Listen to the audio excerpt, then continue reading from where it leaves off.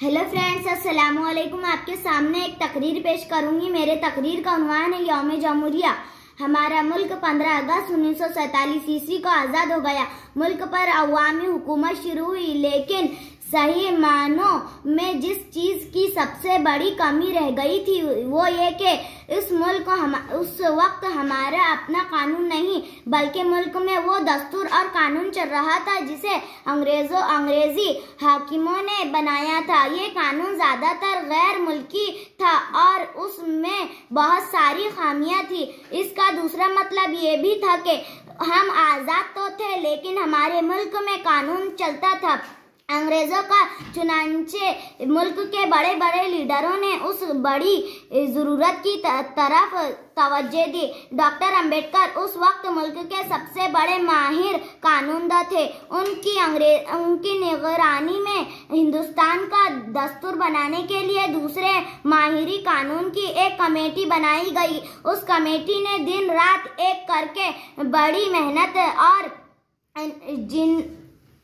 जान फशानी से मुल्क के लिए एक दस्तूर बनाना शुरू किया। इस दस्तूर की तैयारी में 2.5 साल से कुछ जायद वक्त सर्फ हुआ। आखिरकार दस्तूर बन गया और 26 जनवरी 1950 ईस्वी को उस दस्तूर का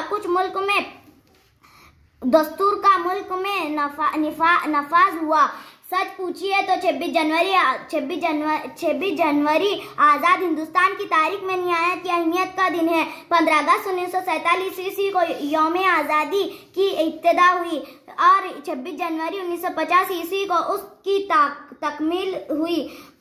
उस दस्तूर ने हिंदुस्तानी अवाम को बहुत सारे हुकूक दिए। उस रोज से हमारा मुल्क जमहूरी मुल्कों में शुमार होने लगा, यानी अवाम के जरिए अवाम के लिए एक अवामी हुकूमत का आगाज हुआ। मुल्क के लिए एक राष्ट्रपति यानी सदर का होना लाजमी करार पाया। 26 जनवरी का जश्न यौम आज़ादी से भी ज्यादा शानदार तरीके पर मनाया जाता है।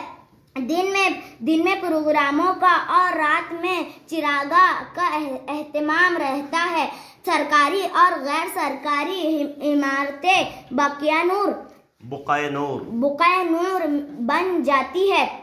यूं तो दिवाली में भी चिरागा किए जाते हैं, लेकिन 26 जनवरी का चिरागा दिवाली की टिमटिमाती रोशनी से बहुत आगे रहता है। ऐसा लगता है जैसे उजाला अंधेरे पर गालिब आ गया है और फिर कभी उसकी शक्ल दिखाई न देगी। यौम जमहूरिया को स्कूल और दिगर कारोबारी अदारों में तातील रहती है। इसकी आराइश वाज़ीबाइश और रंग बिरंगे प्रोग्राम बस देखने से ताल्लुक रखते हैं।